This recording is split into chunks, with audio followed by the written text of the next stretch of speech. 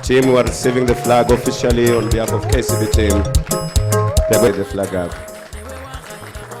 Now you are ready to fly the flag high. Let's clap for them. Let's clap for them. Technical team. And then again, one last. Technical team. Sharon Chepchumba is a force to reckon with in Kenya, Marquez Strikers, and in our KCB team.